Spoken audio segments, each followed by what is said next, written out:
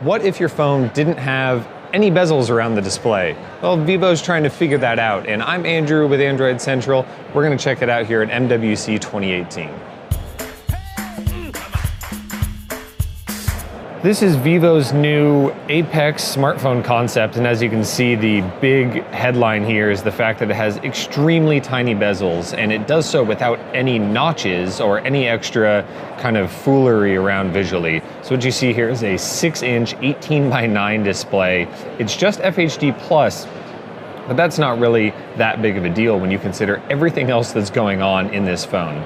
The bezels around the sides here, 1.4 millimeters on these three sides and 4.3 millimeters on the bottom. And so Vivo thinks that as this progresses, they can get this bottom bezel down. As we turn on a white screen, you can see a little bit better. As they get this bottom bezel down, they think that they can get it down to the same size as this. And at that point, you'll be at 95+% screen to body ratio. And it's doing this with a flexible OLED display, which doesn't necessarily help them in terms of having curves on the sides, but helps them fold components on the back to connect the display to everything on the inside. And we've seen Samsung and others do that, but not to such a dramatic effect. So you think that without a notch and without any other crazy things, how do you have all of the main features of a phone here? Well, it starts interestingly with the front-facing camera. So we have our rear-facing camera here,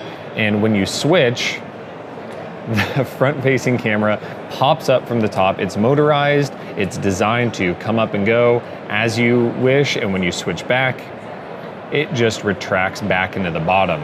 And so all you get here is just this little pod on the top, and that's it. When it's hiding, it's hiding. Nice little privacy feature as well, if you think about it that way.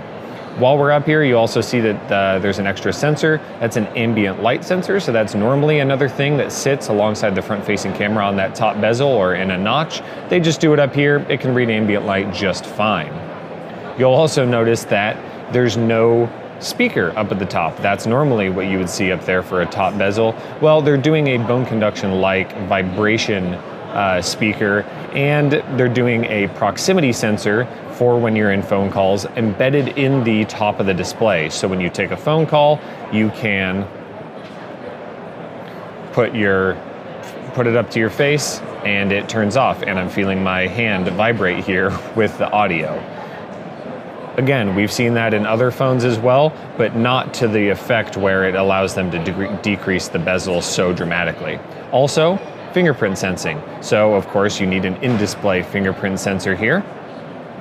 In this case, they're calling a half-screen fingerprint sensor. It's about the third of the screen. It's an optical fingerprint sensor, just like we've seen with the concept phone at CES. And when you see the test here, you see it's basically this whole area you can put your finger down on. Now, the fingerprint sensor is optical because it has to come up through the display, and that means that it's a little bit slower than a capacitive sensor, but I think a lot of people would be okay going with an in-display fingerprint sensor if it enabled this big of a screen and this small of a package. And Vivo is also talking about a multi-finger fingerprint sensor solution. Now, it takes a little bit of time to enroll here, so we won't do that at the moment, but effectively you get two different areas where you could use two different thumbs. So if you want double authentication to make it a little bit harder for someone to, grab your thumb while you're sleeping or something, or have two people authenticate at the same time, maybe to unlock certain apps or certain photos, you can do that. And it's really just a proof of concept, of course, like the rest of this phone. Now, the interesting thing here for me is that this phone is not that large. I would assume that with this big of a display and this tiny of bezels, this phone would be huge. It would be gargantuan. Obviously, this is all kind of reference hardware, but it's not that big. This is maybe 10 millimeters or so thick. It's not that heavy. Of course, it has a glass back and a metal frame, so that adds to the weight a bit. But you can see they're already envisioning this with dual cameras on the back and flat planes that get glass. They could do all kinds of different stuff here. They're also not messing with things like the buttons. You get a regular volume rocker, you get a regular power button, and you can just get normal SD card slots, SIM slots, things like that.